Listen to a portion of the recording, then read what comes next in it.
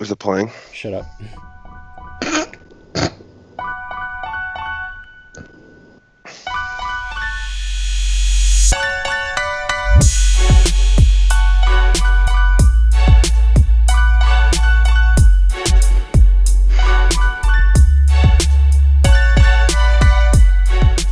Welcome to Bro History Live. This is Danny Abdeljabbar. I've got Henry Zamota on the line, and today we actually have a very special guest, a boy named Pseu. Pseu, what's good?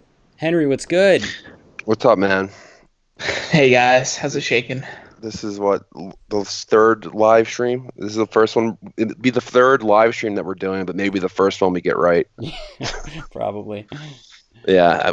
But this is not like a normal podcast. I guess it's kind of like a bonus YouTube thing. So, no set thing to talk about. We're just bored. And we figured we never talked to Phil together.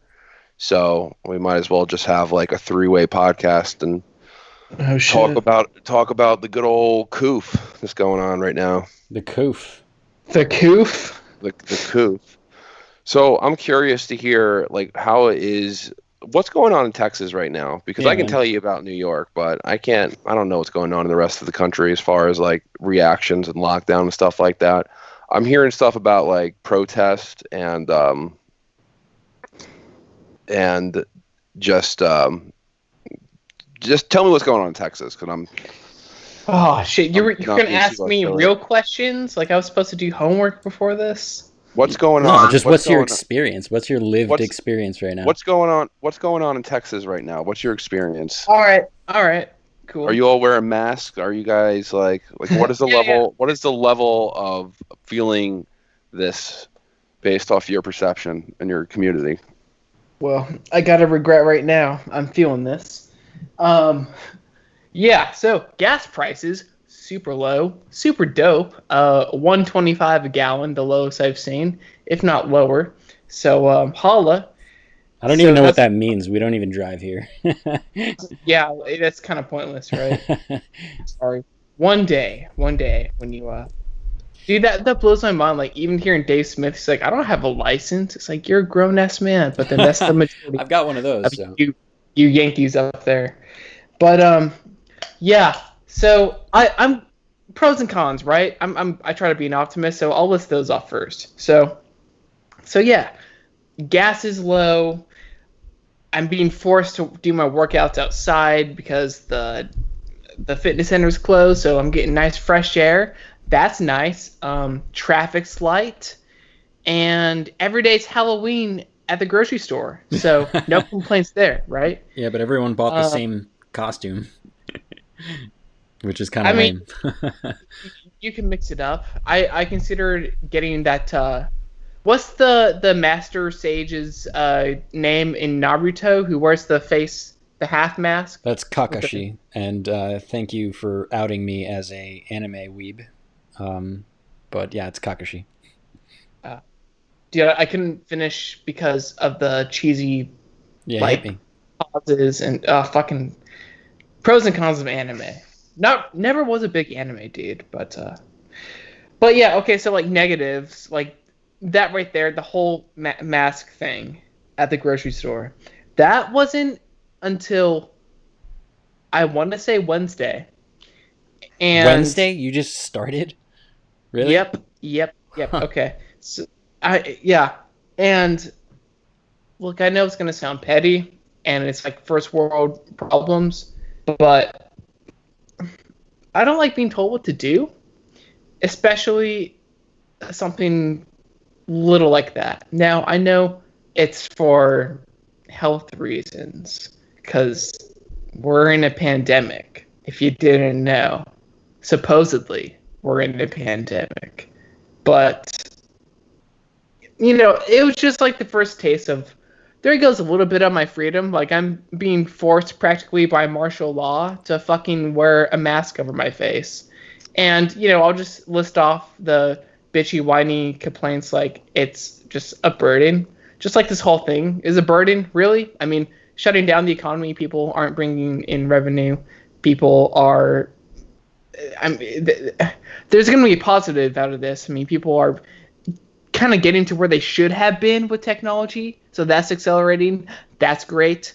People are opening their eyes to how public indoctrination in public schools is just complete bullshit. So hopefully people start to see the light about that. And I encourage really anyone to read or listen to The Sovereign Individual, because that's really kind of talking about surviving in the information age and embracing technology and using that to become, of course, a sovereign individual.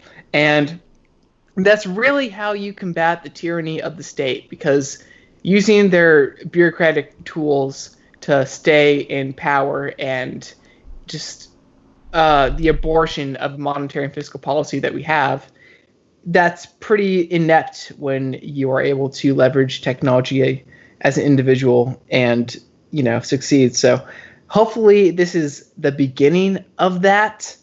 But yeah, it kind of hit me, and I was slightly insulted just being told I have to or else, basically.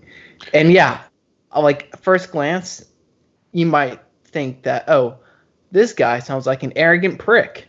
He doesn't care if he gets people sick or this and that. And show me some more data. I mean, show me. You're opening up a box here. I have data, but Well, okay. well. Let me ask you. So, there's a mandate for masks right now in Texas or wherever you live? Not a mandate for like if you go to the grocery store, then you have to cover up your face with some sort of cloth. Like I've been wearing a bandana. Like I've been having fun with it. Like I posted on Twitter, like, "Hey, I look like Sheik. I've been dressing up like a biker." But like outside, like not the grocery store. I call myself Jesse James. Me and my boys, Billy Kid, Jesse James. So in New York, honestly, I haven't gone to a grocery store. No, actually, I was at a store yesterday. About 50% of the people were wearing masks. So it's not. I was in a park earlier today, and it was bumping in the park in New York. You know how everyone was like throwing a shit fit over that beach in Florida that opened up, and how there's crowds that emerged in Central Park. It's a lawn party going on. There was people playing. I was telling Danny before, like there were people playing. What's that fucking game called? Spike ball and cornhole, and were they wearing gloves? People like running and exercising. No, they weren't. I mean, they were kids, like a bunch of kids skateboarding. I was like, this is not locked down at all. And people are asking me all the time. They're like, "Hey, how is it where you live? Are you like completely locked in?" And I was like, "No." I mean, other than working from home, I'm honestly kind of living like exactly the same as I was. That. Honestly, I love. If this is the new normal, frankly, I don't have a problem. I just don't like being lied to about what's happening, what's not. And if Danny's got like kick-ass data, I love to hear it. What do you think you're being lied about? I'm just curious. What do you think you're being lied about? I honestly think that this whole like pandemic and virus is just bullshit to the extent where, the Fed and whoever, pretty much the Fed and people making monetary policy and the whole market drop, they need something to blame it on. And like supply chains were affected, but this was a long time coming. I mean, in regards to the overnight lending markets and it dropped because it was all speculation, right? Speculative trading is what caused the stock market to drop by record levels. Yeah, totally. But I mean, the problem with what was happening is that like all the corporations were using buybacks to prop up the shares and artificially inflate like what they were actually worth. Right. I mean, it's the same crap that happened in the housing market, but now there's. Well, look, I mean, I think everyone expected there to be bubble and everything. Yeah. Everyone expected there to be a bubble, and everyone expected there to be a market correction. I think nobody expected it to come from a pandemic, and I think speculative trading is 100% the reason why it tanked. 100%. Everybody was like, "Oh shit," it was crazy in China, and now it's in the United States, so we're probably going to get locked down. So I'm going to bet that we're going to get it locked down, so I'm going to start selling. I mean, we had fucking senators selling off their stocks early because they knew it was going to happen. So, This it was a You had it was a CEOs causal like relationship. Disney and shit stepping down. It was crazy. Yeah, yeah.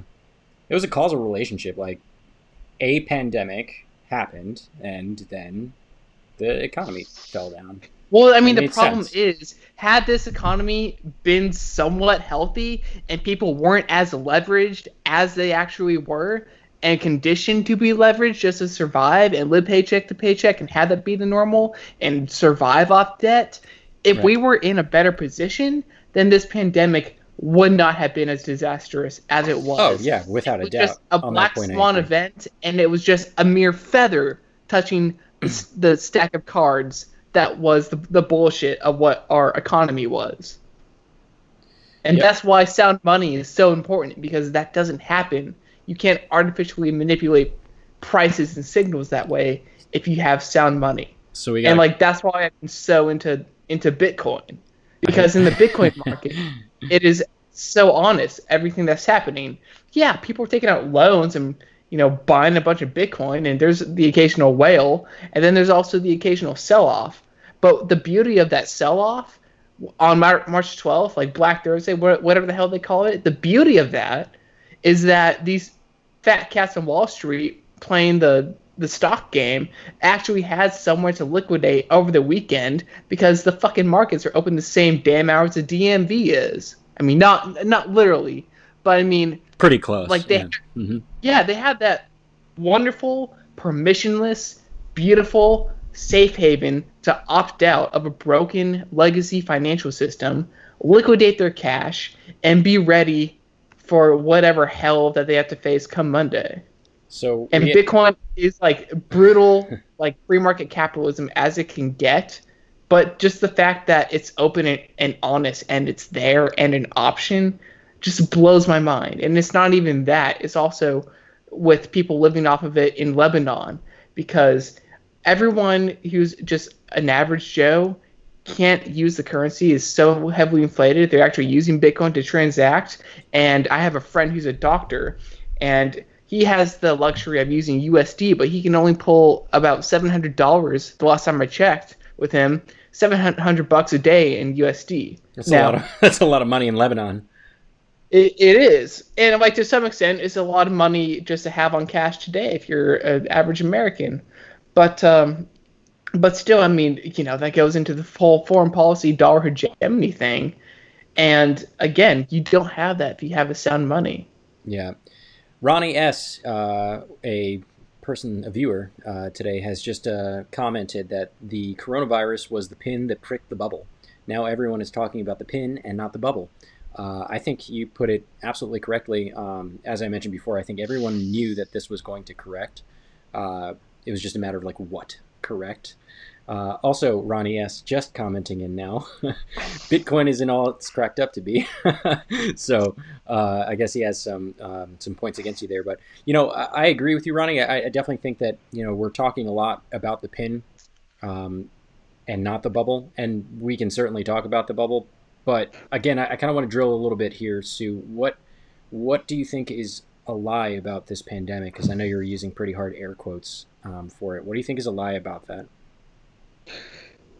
I mean, it's certainly not a lie in that it didn't happen. Like, I know it happened. I feel like it happening. Like, I just feel like that there's a lot more fear, uncertainty, and doubt about the whole thing.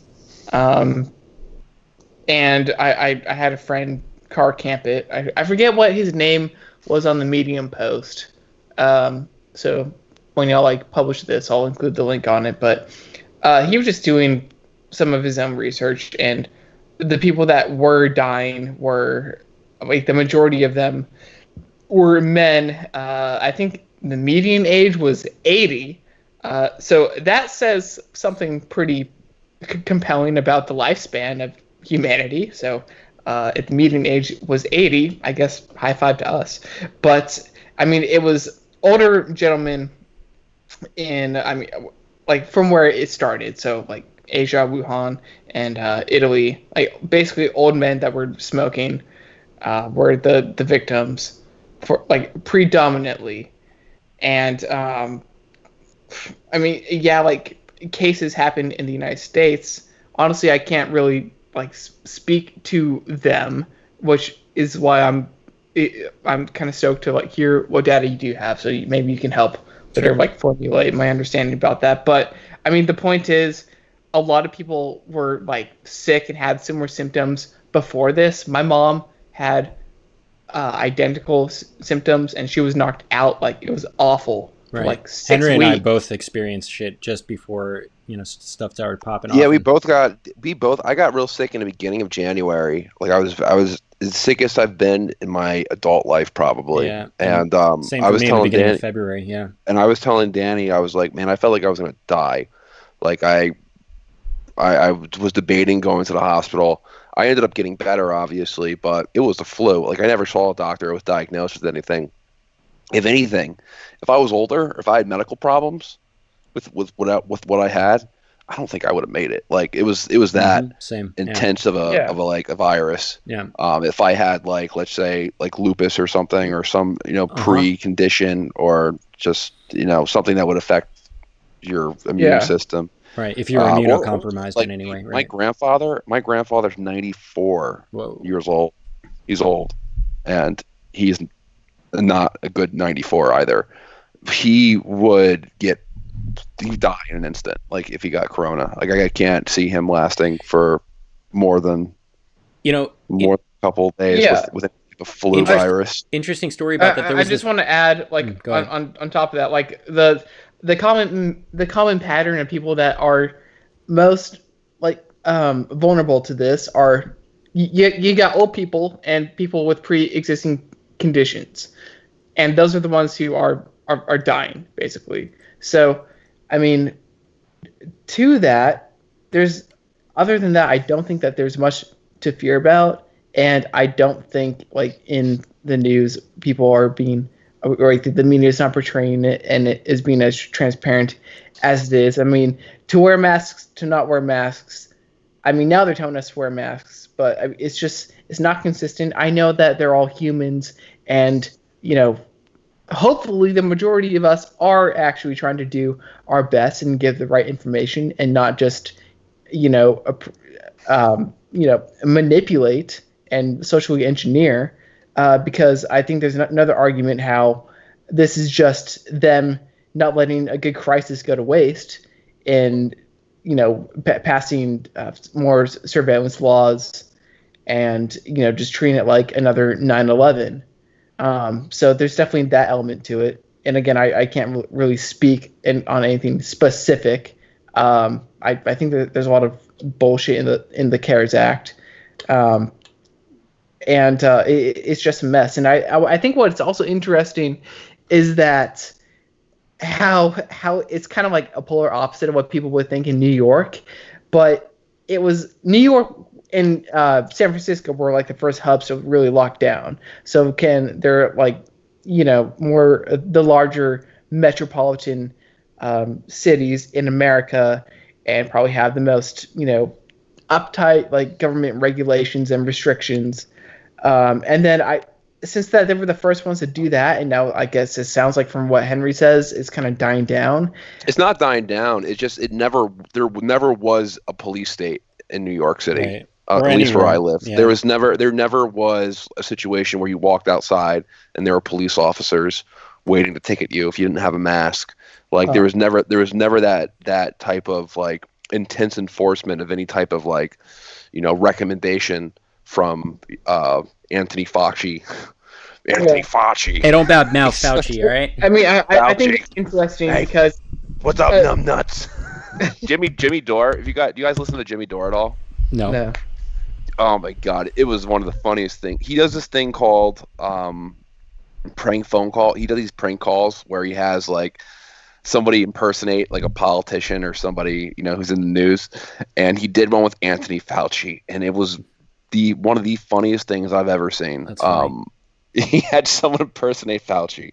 He had the guy called up. He's like, listen, let me fucking tell you about the social sciences in fucking college. They ain't shit. Like it was. He made it. It was. You need to listen to this. It's so funny. All right, let me show you guys some stuff. Just like one point I want to finish with is I thought it might have like a hypothesis I had was that it was happening in waves across the country, to where maybe it was super uptight on the east and west coasts, and now you guys were shocked to hear that there's some like enforcement happening in Texas. So I thought it was kind of like happening in waves in a way across the country, because I mean that kind of makes sense, because whatever is like hip and happening is gonna like blow off first in California or something, and then it'll trickle down to like the rest of the states. Well, there's a video of the cops beating the shit out of this dude in Philly. I saw that, and that was it was like disturbing. I guess I don't know if it depends on the cop or what, or it depends on just what the situation is. But I don't know if there's context into every single. I mean, there probably is context into every single situation where there is some type of enforcement that takes place or a police action. But I'm just speaking from my personal experience, man. I've been operating out of like a 5-mile radius the past month, like, so I haven't left a bubble. So I just haven't personally seen anything that was like alarming or shocking, like a shocking wave of like authoritarianism yet. Neither have I. And I've just been, and I've been going by. To be fair, I haven't either. So like that's kind of what the point I'm trying to make. I've been hearing stories that are nuts, but I haven't seen anything. And like the reason why I think it's important to point it out, because Danny and I both live in like the epicenter, the epicenter of this. Yeah. Danny probably more so than I. Yeah. You probably, because where you live in Brooklyn is probably a little bit more. It's got the highest concentration for sure. It has a higher concentration than where I live in Upper Manhattan, but it's not. I haven't seen anything. I was in a grocery store today and it was fucking packed. They have a security guard who's outside smoking cigarettes. Like, I forgot he was outside smoking cigarettes with his mask down, and I was just like, "Oh, this is ridiculous! I can't believe it's not like some old spinster didn't like videotape him and send it to the news or something yet." Yeah. Grocery store security guard like, smokes a cigarette. Yeah. You ever see that meme, the Karen meme? No. It's like, is that just like the bitch like bitching at some dude in like, a car? Manager. Well, I live in a neighborhood where like it's 50% of those. 50% Karen. 50% Karen. I'm just grabbing a beer, so I'm moving. All right. Well, let me take over for a second, because y'all said a bunch of shit, and I want to show some stuff. Hopefully this works. This is actually like a test run to see if I can fucking do this shit. Let's see. Show. I like how y'all choose me as like the guinea pig guess for shit. Well, that's because we're like friends with you, so we figured that. So we need a bitch to fucking make sure our shit runs smooth. All right, so this looks like it's working. By the way, the first thing I want to say is dailymail.co.uk, fuck you, first of all, because you made me disable my ad blocker, and now I can't see any of this fucking article, because if I scroll, it's like half the page is fucking ads. So you guys suck. Just want to say that. But you got to get the Brave browser, bro. You got, Chrome. So you guys were talking about like Henry's grandpa. He's like 94 years old. He totally wouldn't survive this. Well, I saw this news story not too long ago about this grandmother, 104 years old. I'm reading it right off of this website here. You guys can probably see it by now. 104 years old woman. She survived the Spanish flu, and she's the oldest person in the world to survive coronavirus. She got them both. Bitch right there. Yeah, dude. Somebody needs to take her. I know. Somebody needs to take her fucking like bone marrow or something. She's got some dope, like immunity. So props to her. Where is she from? She's definitely from Italy, Italy. Italy. Oh, she's from Italy? Yeah. But that's where Biella, Northern Italy, on March 17th. That's it's that wine culture, man. So it's doing it. Yeah. Well, Italy got hit hard because Italy is like Europe's Florida. Yeah. Yeah, so it's totally. like all the old people move there when they're old. That's hilarious. Yeah. Never thought of that. All right, so there was that. So I guess, Sue, the reason why I was pressing you a little bit about, this pandemic is because, I've been watching it since, it was still in China. We've been reporting on it, off and on. We've been reporting, air quotes. I mean, reporting. To be fair, I haven't been listening to the show. I don't know if anything. I guess you could say what we do is reporting, right? Yeah. In the loosest terms better possible, than any right? Phil, mainstream do we outlet. report? Do we report? What's your opinion? More like regurgitate. We regurgitate. a solid. We comment on. We don't. No. Let's not give ourselves too much credit. Yeah. No, you're a goddamn legitimate news source. Like fuck anything else. All right, thank you. Yeah, we're the only people to get news from on the internet. Yeah. You should. Everything else is fake. Us and Alex. Oh God, not even Alex. Not even. Did you see that video? I could just play it again. I got it. I have it up right now. I'm just gonna play it for fun, just because. You don't play games with this stuff. Kill the Chinese spies. Kill them now. I want them dead. No more games. I want Trump to issue death warrants now against all these people. I want them killed. I want them dead now. And that was that. I want these Chinese spies dead. I want Trump. Anyway, so back to what I was saying, Sue. So I've been looking at this for a while, and I remember having a conversation with a friend about how Ronnie asked, "Who are the Chinese spies?" Ronnie, I would love to know. I don't know. I wish I knew. I would love to know, Ronnie. I don't happen to know that. Can I see the chat? Like a special privilege you guys only have. I mean, I'm running it right now. If you want, I can send you the link to, or just go on fucking YouTube and look for Bro History. We're live streaming right now. It's public. Hell yeah. You can pull it up on the side and see them. Mom, I'm on TV. Don't dox me. Anyway, so again, I've been watching this shit, and I remember having a conversation with a friend of mine back when it was like really early, when it was still with the Chinese, and she was basically saying, this is nothing, like the flu kills thousands of people every year and we don't react to it that way. And it was a legitimate argument, but at the same time, just something about the rapidity that this was spreading, the crude mortality rate that we were hearing about through China, admittedly, but like nothing about it sounded good. And I try to exercise some caution about it. I'm like, this is something to pay attention to, just from a scientific and numbers perspective. So, I was curious, and I was looking up the CDC here. So this is CDC's website. We're looking at estimated influenza illnesses, medical visits, hospitalizations, and death in the United States. And this is the last flu season, so 18 to 19. This is the last one that was available on their website. And so I'm looking at it here, and it says that the CDC estimated that the burden of illness during the 2018-19 season included an estimated 35.5 million people getting sick with influenza, 16.5 million people going to a healthcare provider for their illnesses, 490,600 hospitalizations, and 34,200 deaths from influenza. And I just want you to focus on the death count real fast, because this was the main point that I was hearing from my friend. Flu kills tens of thousands of people every year, and we don't, get up in arms about it. We don't talk about it, but because, slow news season, or because it's China, or whatever the case may be, we're talking about it. And at China. China. At the time, I'm like, that that makes sense, and I hear you. I totally hear you. However, I've been waiting for this, and I really didn't want it to get to this point, but we're at this point. Here is the confirmed cases in the United States for coronavirus deaths. So it's 764,177 confirmed cases. 70,000 people have recovered, and 40,591 have died. We have currently eclipsed the flu season last year in a number of weeks. And this is, mind you, this is the most important part, after we shut down the country. This is after we put in mega, social distancing. This is after we forced businesses to close and shutter. And in some cases, like you're saying, Sue, after we force people to wear masks in a grocery store. This is not a joke. This is not fake.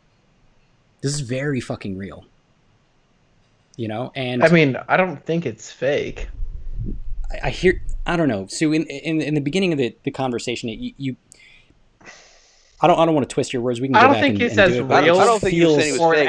I think he was saying that more so like manufactured in some way. This is like very, very real, and the implications that it has on the economy is very, very real. and the implications that it has, in our health system is very, very real, and while, and Ronnie, one of our viewers here, was saying, we're focusing so much on the pin that pricked the bubble, and I get it, it's true, we are, but there's a reason why. This is a very bad thing that's happening right now. To Ronnie's point, though, and my point earlier, if we were prepared, we would have the resources available and the funding to take care of this properly. Yeah, but I think it goes much deeper and systematically, and having to weed out all the corruption that is in place. So I think that's a much bigger part of the picture. Now, with that said, yeah, this thing's real. Okay, I hear you on that, but it's hard to not play the card of like, do you have a family member who's sick, or who do you know that has this thing? And another question I have is, how many of those current cases are severe, or what qualifies them to be actual cases, instead of just like having the sniffles, and how many are actually like in hospital beds? Because I know that that's also a problem, like not enough beds and medical supplies in the hospital. It's one of the main problems, actually. Yeah, because you're in that industry, so you know what's up. Mm-hmm. I think we have something capacity like 100,000 hospital bed capacity right now in the United States, and if we're currently at 764,177 that have it, obviously not all of them are hospitalization have it. I can probably try and find that number for you, but some number greater than one, some number at least 40,000 has been hospitalized, right? So the thing is that we're seriously stressing that system. And I agree with you. If we had been set up, economically, where we weren't inflated in an inorganic way, maybe our economy would do better during the pandemic. Maybe we would have, a rainy day, a backup of money so that we can actually deal with this. And if hospitals, the problem is the U.S. is a debtor nation. It's the largest debtor nation on earth. That's the major issue. Listen, man. I get what you're saying, man. I get what you're both saying. Like, the virus is serious. I get what you're saying. That it's. I think it's fair to like have questions about measures that are taken by the extreme measures that local governments are taking regarding their cities shutting down the government. But I think the big picture is right. Like, you got to focus on, I think the major thing to focus on is the economic consequences of what's going on. Because, dude, it seems like we're gonna about to land into a deep recession. We're already in one. We're going into one. Henry, it's okay. It's okay for you to just call it a depression. There's no need for euphemisms in any of this bullshit. Just go right into depression. Let's skip deep, because in the beginning of the Great Depression, do you think that they knew that they were in a Great Depression in the first couple of months? You know what I mean? Who's they? The American public. Do you think they knew? Do you think Herbert Hoover knew?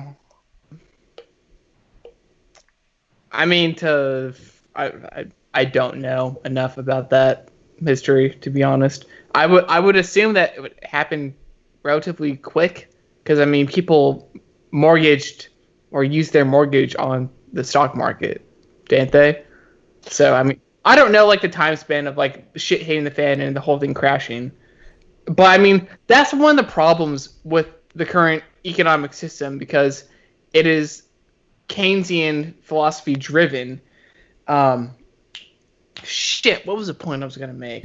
Oh, yeah. No, the point is nobody knows, but they pretend like they know. So with all the policies that they pass of artificially lowering interest rates and this and that, you're playing God with my money, when really you don't know shit. You can't micromanage at a macro level. And that's what they're trying to do. And Well, no, that's I mean why they turned over a lot of this to the states and the communities, dude. You know, it's not like the federal government came in and said every state must now shut down. As you pointed out yourself, only just this Wednesday Texas decided to put in a face mask rule, and only in grocery stores, right? So each state, each community, and specifically Austin, as I know because my girlfriend's from Austin, her family's from Austin, so I'm hearing the same thing. You know, it's every state, every local community. This is done, you know, on a state and community level, not on a federal level. You know, so I want to parse this back a little bit, because we're not having like a macro to a micro. We're having like whatever's between macro and micro managing this situation. And the point that I've been trying to get across is that, yes, I understand that there's a giant economic impact, but I think a lot of people who have this economic like they're freaking out about the economy right now don't understand is that, based on the numbers that I've just given you, after shutting down the country and after doing all of these what some would call martial law, we still have eclipsed flu deaths. We still are stressing our health systems. If we hadn't done that, many more people would have died, and the economy would be even worse off than it could be now. I don't, you know, at the expense of sounding like a lefty. I don't know. I don't know if you could say, lefty, if you could argue. I don't know if you can argue if the economy would be doing worse if they didn't shut the government, if they didn't shut down these businesses. If more I don't know. people I don't know died, how you make that argument. Because more people would have died, and more people would have overly stressed the health system. Remember, we only have 90,000 hospitals. Listen, we only have 90,000 hospital beds. Let's just say 50,000 of them out of the 764,000 confirmed cases are in the hospital. At least 40,000 were, because 40,000 have died. But on the other end, though, we shut down entire industries. I hear you, and I'm not denying that. We shut down airlines. We shut down manufacturing. Yeah. We shut down entire industries. In order to do what? You're weighing out the. But listen, in order to do what? To flatten the curve. Had we not done that, keep in mind, we only have 90,000 hospital beds, right? It's not even a worry about like everyone's going to die of coronavirus. It's, what if you have a major injury or a major emergency and now you need to go to the hospital? Many more people would have died than just from coronavirus if we completely overstress the hospitalizations. Many more. We're talking about multiples more, because we've already social distanced. We've already eclipsed the entire flu season last year in just a number of weeks with social distancing. It would have been a fucking disaster. And I'm happy to argue this point, even though it's a hypothetical. I'm happy that we're arguing this point instead of arguing, shit, we should have done that social distancing thing, and then being in that camp and arguing the hypothetical of how many lives we could have saved. I'm like, I don't know, call it moral high ground for me, but like, I think that is much better, saving human lives. And I get the economy, but at a certain juncture, you have to understand human beings are dying. Human people. Yeah, but I stand on human rights. The economy is not human beings. The economy is the motion of fiat currency among people. Keep in mind, Pseu's here. You know, the consequences of shutting down entire sectors is incredibly grave. Like, it's incredibly grave. The fact that the United States had to put trillions of dollars in bailouts to companies and businesses across the country to prevent them to going bankrupt. Honestly, I think that was a major mistake. Like, Liz, I understand what you're saying about the lockdown, and I'm kind of in a weird position morally, because I don't know anything about diseases or infectious diseases or like really like the spread of it. All I can do is look at the percentage numbers and like what the rates are, but I don't know really anything about this stuff. And to that point, it's like these numbers are coming from the same place, from the people that lied us into how many wars. I mean, I know it sounds crazy, but I just can't trust them. I think it's overblown. Here's my thing, though. It's like, all right, it is, to me, I'm trying to look at this in a pragmatic lens. So let's say that I can't really give you the strong opinion on whether it was right or wrong to lock down the government, or for these state and local governments to lock down sectors and restaurants and retailers and hotels and pretty much anywhere where you can gather. Like, I really can't give you that answer. My like big question for me, was it right for the federal government to do for the Fed to do what they did in terms of bailing out all these industries, because now we're in a position where this bailout money is going to prevent these companies from going bankrupt. Bankruptcy is not, I know it's like unfair. This is kind of like a harsh reality, but most restaurants fail. Most small businesses fail. Yeah. And the restaurants that will survive this are going to be the ones that have the ability, that the ones that are operating more efficiently. Mm-hmm. That were responsible and profitable. That were responsible and profitable and had bullshit funding savings. I'm with you on the banking. The loans that are going out to these business owners to pay their payroll, I think it's about 75% of these loans are supposed to go towards payroll expenses, and only 25% can go towards things like mortgages and stuff, and like in expenses. They're going to do more damage to these business owners than good, because they're going to be forced to keep their staff on hand. They're going to be forced to pay their employees when there's nothing for them to do, and there's no finish line for COVID-19. Like, we have zero clue when things are going to get back to normal. Right. And I would imagine right now that these small businesses are not going to rebound very well, the majority of them. Like, there's going to be some restaurants that rebound, there's going to be some retailers that rebound, but the majority of them are not going to rebound. So they're going to come out of this with nothing but more debt. And they're gonna come out with this just with more debt and buried and go bankrupt in the long run anyway. So and they're functioning on debt. Everyone is leveraged. I mean, the finest example is like an Airbnb gig where you have so many properties and you're taking out loans, and really you are depending on the people that you're renting your property out to for your income, so you can pay off the loan to have all these properties. I mean, is that to like times infinity, like as stupid as it sounds? But I mean, when you're talking about bailouts as well, frankly, I'm okay with bailouts. But if you're gonna bail anyone out, bail out the employees, but don't go bail out the bullshit companies that need to fail, like Boeing, like the big airlines. There's like no other plane that needs to fail more than fucking Boeing. You know what I mean? Like, that would be great if Boeing went bankrupt. Can I show you guys? And honestly, Henry, you're right on. Like, some companies need to fail because some are more efficient than others. And I mentioned this in the paper I sent you over. But it was very good. It was a very good paper. I don't. Did you publish it anywhere? I'm waiting to hear back. I tried to get it on Bitcoin Magazine. Don't think it's going to go through. Dig.com, though, I'm trying to be a published author over there. Thanks to shout out to Marty Bent, host of Tales from the Crypt, one of the greatest Bitcoin podcasts out there. Everyone go check it out. Hey, he lives in New York. Well, he's in other outside areas because he had to vacate. But you guys should hit him up and have him on the show. He's great. He has awesome macro guys on. We can have him school. We can have him school Henry. He's such a sweetheart and awesome dude. I mean, y'all would get along great. What was I trying to say? Let me jump in then while you think about that, because I have a meme that totally encapsulates this last 10 minutes of our talking. And Sue and Henry, if you just look at your Skype, I'm showing my screen now, but it's a meme. And I don't actually know where this comes from, like what movie this is, but it's like dude sitting in the front, people living paycheck to paycheck. Girl behind her, landlords living month to month.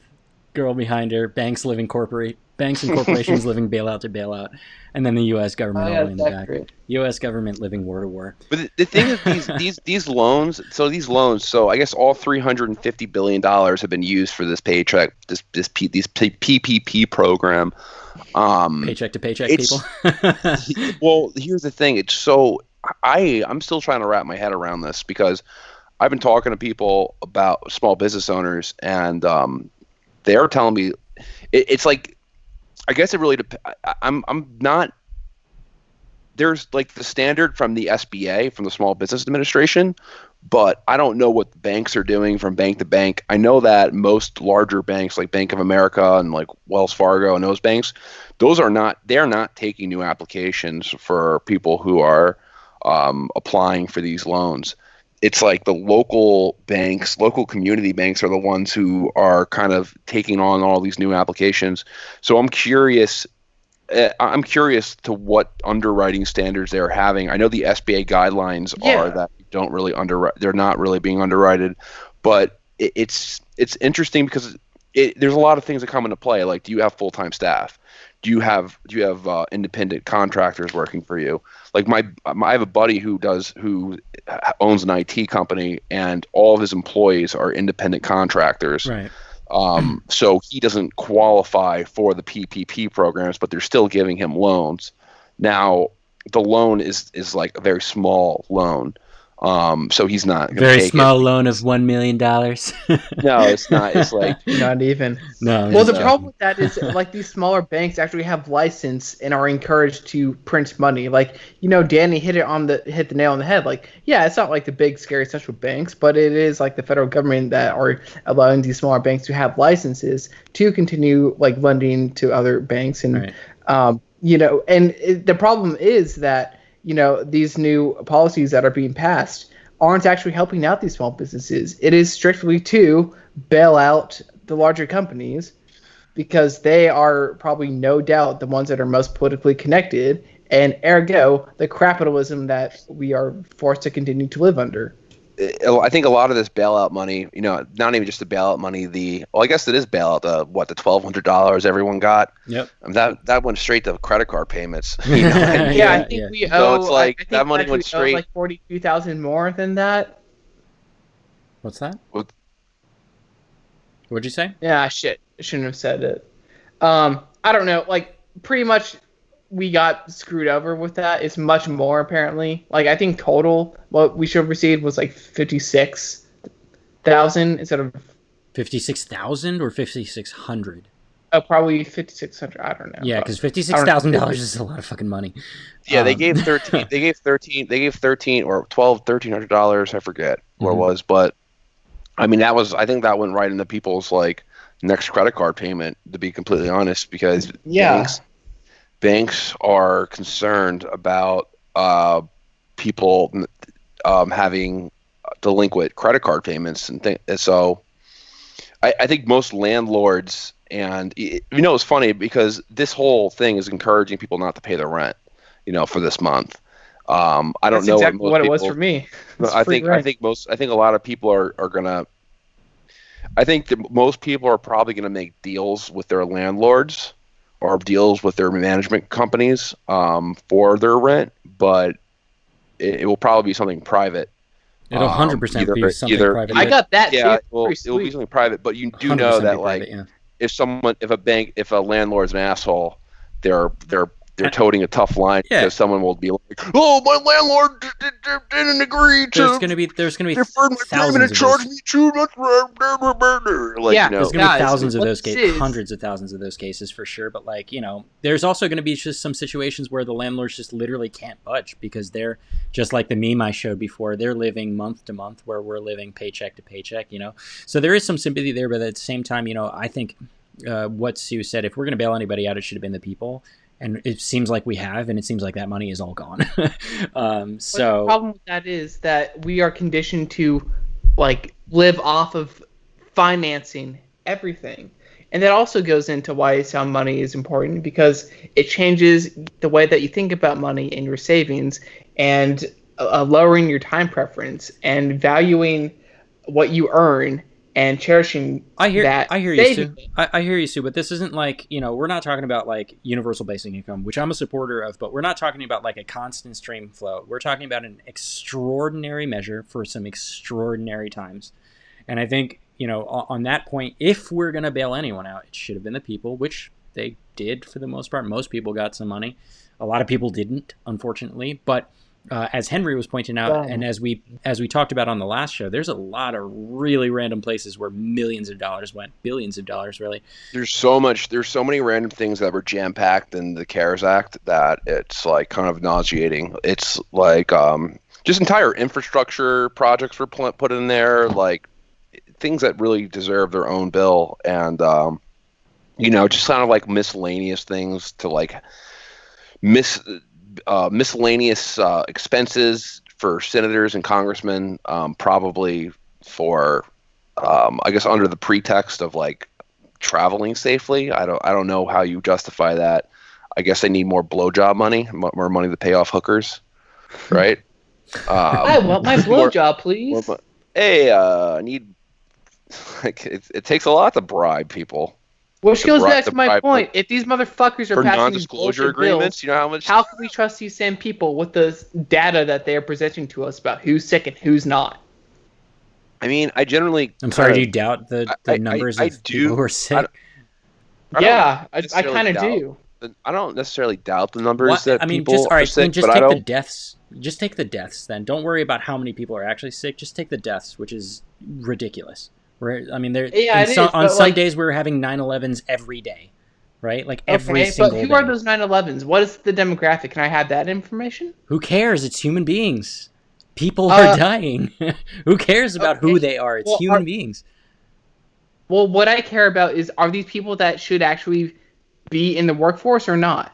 What? Who cares? They're dying. If the majority of them are old and retired, then you don't care? I don't know about that, man. Not impacting the economy negatively. I don't know. You shouldn't. You should have more empathy. Here's my thing. Wouldn't we be able to, quarantine and protect people over a certain age who would be highly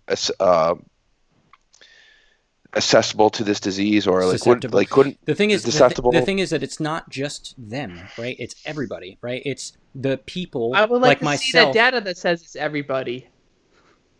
All right, Sue, I can Google it for you. I can totally Google it for you. But to make my point before, but the vast majority, but Phil's right that the vast majority of people who are getting these for this disease is fatal to are people who are plus 80 years old. Well, there's no doubt about. There's a lot of data coming out right now that even young people are dying. There's young people who are dying, but that's anecdotal. A lot of that, people are there are young. There's definitely that one chick who got internet famous for having epilepsy, and it was so bad to the extent where she got attention for successfully using CBD oil or whatever. So yeah, she was treated as if she had corona. But I mean, that got thrown into some news headline of oh, this girl died of corona. She was 13, blah blah blah. And then until the 9th paragraph or fucking whatever it was. See, so you're talking about one article that you read somewhere that maybe implicates and says that she had coronavirus, but really she had a pre-existing condition. So it was you're saying you had a pre-existing condition, so it wasn't coronavirus. It's totally possible, entirely feasible. I know people with epilepsy now that are still alive. This exacerbated that, right? Same thing with people with heart conditions, and then they have coronary heart failure as a result of getting the coronavirus, right? It's exacerbated by that. Yeah. And again, corona can definitely, it nip brings it you in to the bud and finish off. Yeah, it's the fatality, But in this story, she didn't actually have it. She was treated as if. So they ran with the narrative, lumped her in with the corona stories, but she didn't actually have corona. I mean, a different perspective That's would be an issue. I don't like being lied to. Yeah, but a different perspective would be that the entire hospital system is so fucking stressed that anyone that comes through their doors, they're going to treat them as if they have coronavirus because they don't know what the fuck to do. You have to keep in mind that these people are very stressed. But where did this woman die? Where this young lady? Where was this lady from? Was she from New York? Was there an instance where she wasn't able to get a hospital bed? I think we're focusing a little bit too much on this one incident and not looking at the overall picture of people dying, because not every place is like New York right now. Right. New York actually has beds that are open right now. They're not fully capacitated right now with people who are sick. We also got a floating hospital that's the largest floating hospital. We have the Jacob Javits Center. There's an emergency hospital right down the block down the street. It's not so much like her scenario. It's more of how it was treated in the media and how the whole corona fiasco is just.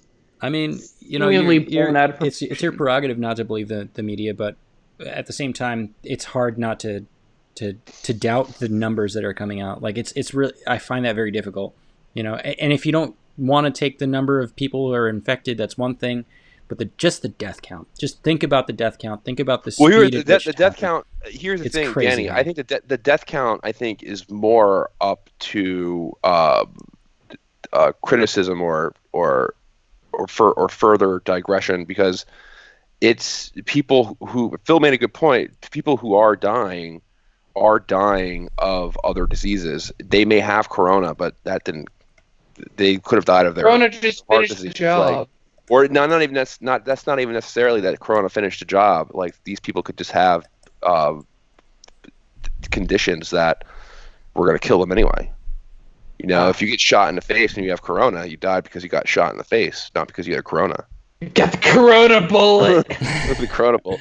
Like, I'm just saying, like, I think those should be looked at a little bit more scrutiny to death count than necessarily the level of people who've gotten it. That's what I would look at. But again, I'm going to pull a Joe Rogan right now and say I'm a guy who knows nothing, because I don't really know too much about anything like in this field or medical related. So I'm just saying, like, that's the number. That's what I would look at.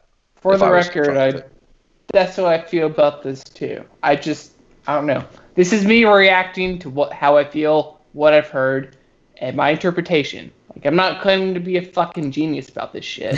I don't think we're being told the truth, and it wouldn't be the first time. China made it in a lab. China made it. See, the thing about that is that they got a biotech lab out in Wuhan, China.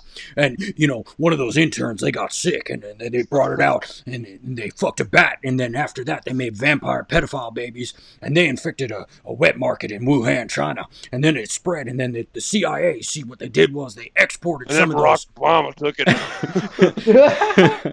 Yeah. Hey, guys, look. What you got? I'm folding it at home. Do you normally not fold at home?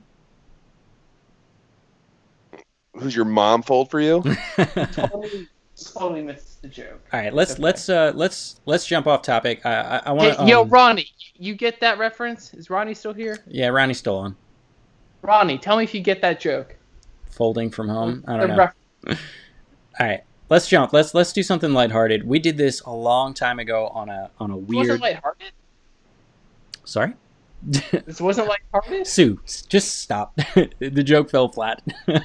All right, we did this a long time ago when we were doing a random episode, and I think we just didn't have anything better to talk about during that episode. But we went to this weird ass website called goodnewsnetwork.org. Oh, goodnewsnetwork.com. Yeah, .org. Don't .org. Don't get them twisted. It's .org.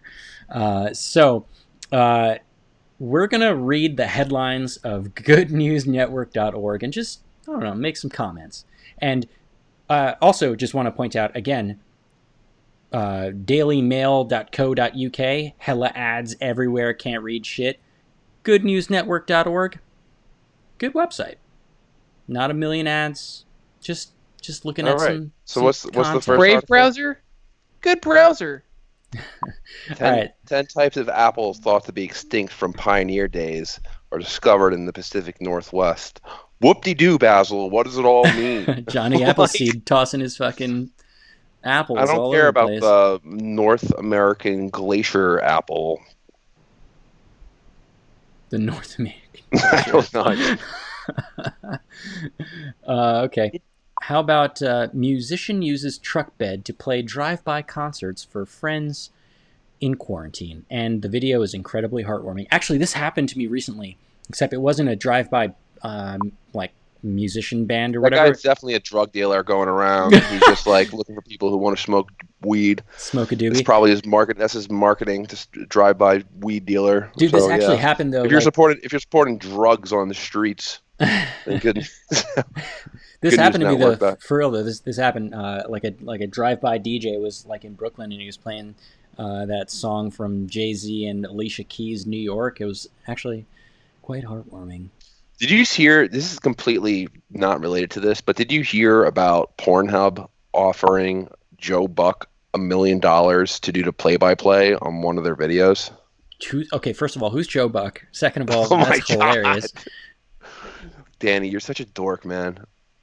I'm a dork because I don't know Joe Buck. Who's Joe Buck? He's the sports announcer. All right, well, I don't watch the sports. But that'd be hilarious. Did he do it? Sports ball. No, he didn't do it. I don't know. It's still up in the air. I mean, does he still have a job right now? Maybe he might need that $1 million.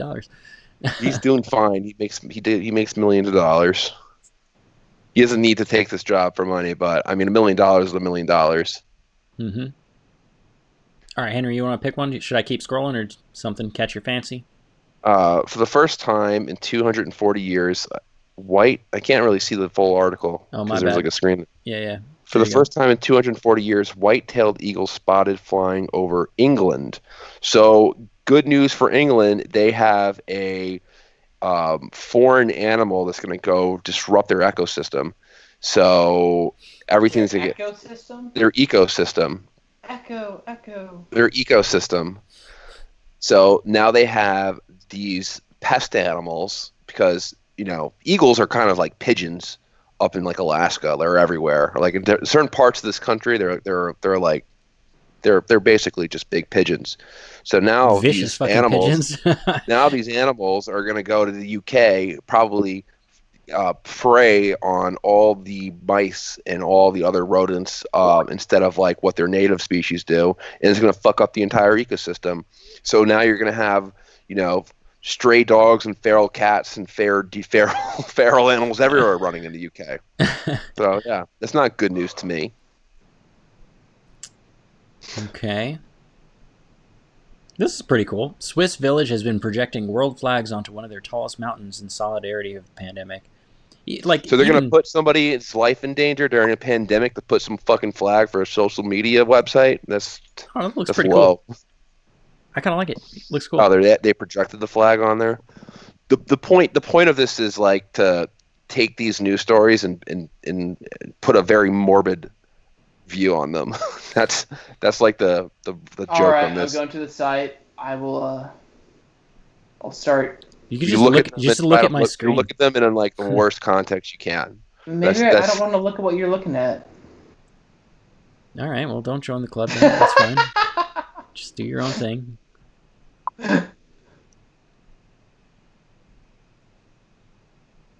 So he says you should play Tetris. Dude, Tetris is so relaxing. Yeah, I don't know what you're talking about because I'm not looking at what you're looking. Just telling facts. Watch Tom Hanks kick off first ever SNL episode filmed from home with sweet intro about his recovery. Cute. I love Tom Hanks, so it's hard for me to have a bad story. Tom Hanks. Holy shit. Sheriff Woody. Let's see. What else? Was he friends with Epstein? Don't go there. Let's see. Bug chips. Oh, okay. Groundbreaking vote for sustainability. EU moves to approve insects for human consumption. There's actually some conspiracy about this. Bug chips. Yeah, I'm not into it. I'm good. I'm good. 10-year-old seeks to empower other kids during COVID-19 pandemic. How to be happier during COVID? Oh, this one's got money. 6 months suspension on U.S. federal student loan payments. Now in effect during COVID. Oh, that's going to go to shit. Yeah, that's great news, right? 6 months suspension on federal, now in effect during COVID-19. Well, that's great because that's only affecting like people who have student loan debt. That's awesome. It's not like a corporation. Here's an historic televised speech. Queen Elizabeth II offers message of global support. We will succeed. Oh, great. The Queen supports us. The welfare, the biggest welfare family in the world supports us. Tyler Perry picks up the tab for all groceries purchased during senior shopping. I heard about that. 73 supermarkets. I heard about that. Yeah, that's pretty cool. But that's socialism. Oh, so dude, Jack Dorsey. That's not socialism. That's charity. Jack Dorsey. There's a big difference between charity and socialism. Charity is when you do it for your own. Yeah, charity's when capitalism actually succeeds. Yeah, charity is when you give money to people through voluntary action, through your own choices. Socialism is when it's redistributed for you by another party that has a gun to your head. I mean, that's a pretty good description, right? Yeah, totally. That is. Bill, do you agree with it? I do. Do you agree with that description of socialism versus charity? That should be in every textbook. Okay, this one's hilarious. Like, I get it, but like without the caption, this fucking photo is hilarious. Face mask for communicating with hearing. It looks like she's doing face mask wrong. Oh, I thought you were looking at the McConaughey one. McConaughey? Watch Matthew McConaughey cheer nursing home residents he looks like he's blowing a load right now, honestly. Dude, I know, it's great. Oh! Look at him. That's funny. Well, trillions of dollars now being leveraged to protect the Earth, thanks to the world's largest asset manager. What? Oh, cool. Thanks. This is some lefty news site.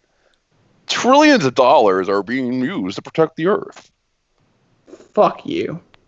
Okay, so that's pretty good news to protect the Earth. I don't know, lefty or not.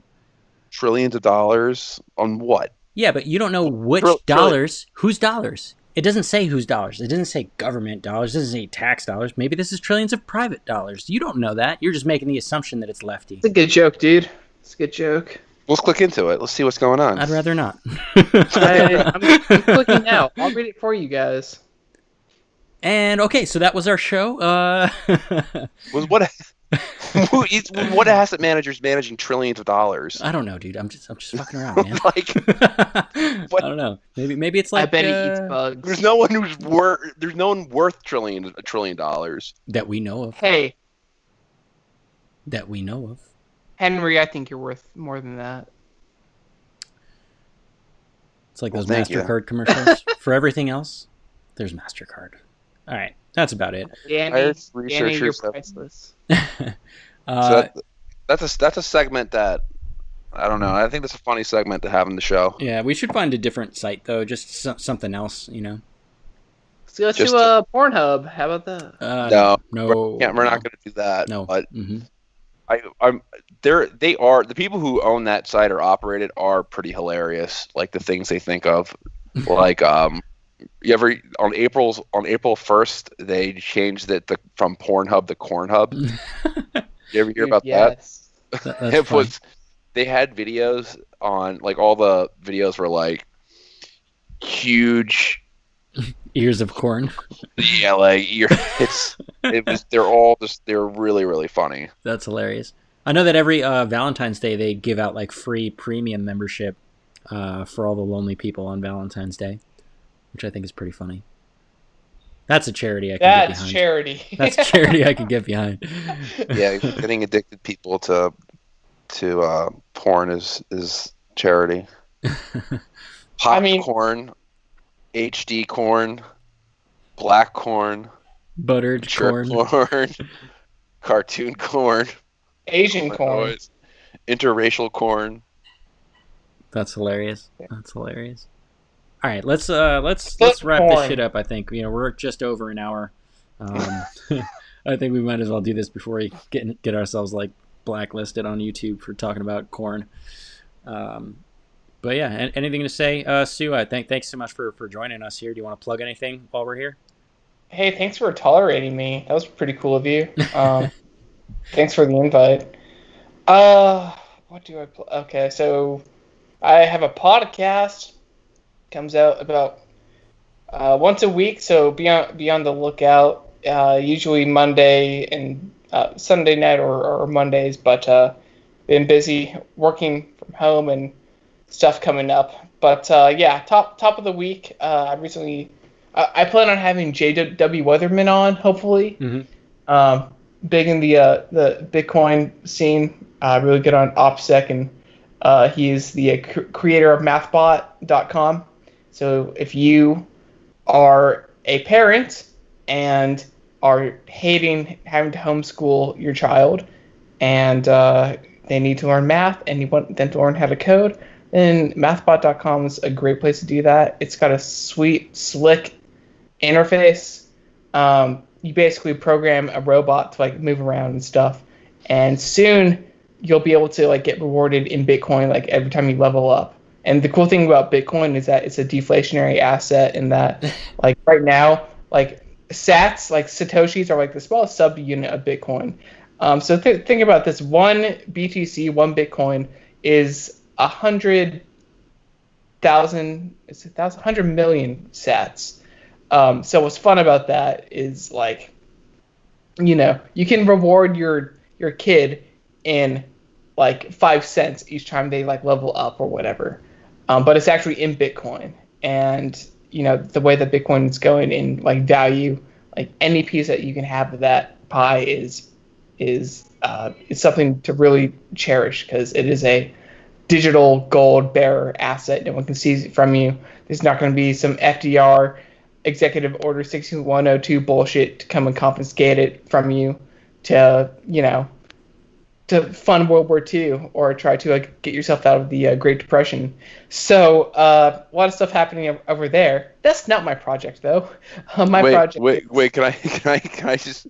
Isn't J.W. Weatherman the guy with the prosthetic limb in Arrested Development? No. You ever watch Arrested Development? I didn't finish it. Oh, the guy, the guy with the note. There's a scene. There's a guy who, George Oscar Bluth, he teaches his kids lessons by having one of his former employees always like fake an accident with his prosthetic limb. So he'll like lose his arm on like an explosion, and then he'll pop up and like, that's why you leave a note. Or like, that's why you close the door with the AC on. Like, it's always something extravagant. Arrested Development. Like, he could have stolen that name because like he is a cypherpunk of cypherpunks. He's been doing high risk like coding security. He did a paper on the Bitcoin threat model, where basically you take all of these like hacking security scenarios to try to like break the cryptography of Bitcoin and like try to break it. But cypherpunks just have a history of being anonymous, because a lot of them have like go into like if they're involved in like a secret government project or something, and like their actual name gets leaked out, they could be at risk. So he could have taken that pseudonym from Arrested Development. I wouldn't be surprised. But he doesn't show his face, and his avatar is Chewbacca.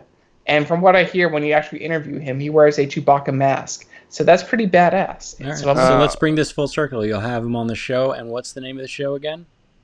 It is called A Boy Named Pseu, ABNP.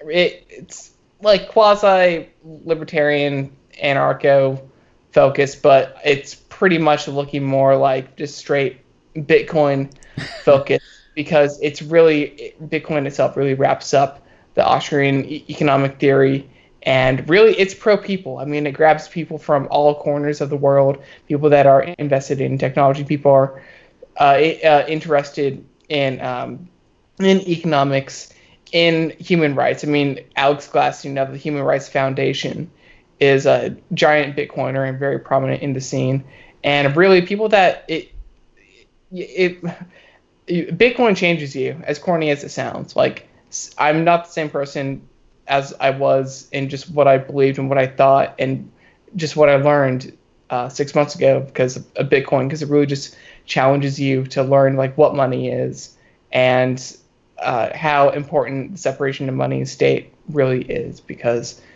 it's as the meme goes, Bitcoin fixes this, and it might not fix everything, but I think the world would be in a much different place if there was a sound money standard.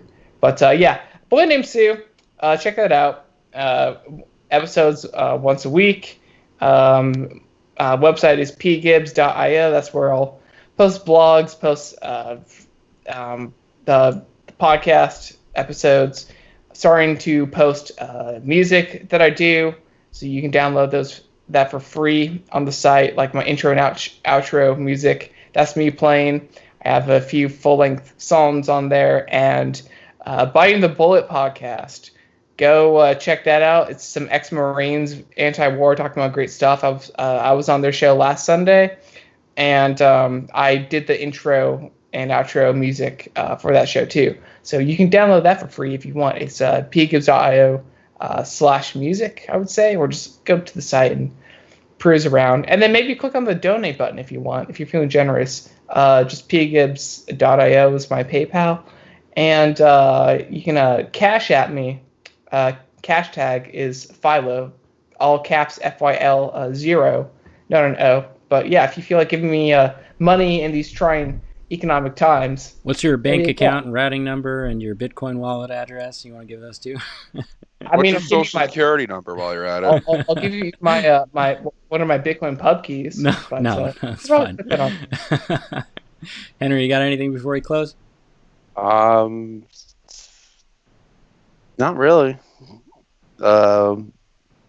Tune in for another episode on Thursday of Bro History. Or no, Wednesday night now, I guess. That's like our recording times of like the audio podcast. And keep on listening, and then subscribe if you enjoyed this friendly banter. Definitely. All right. That's about it, I guess, guys.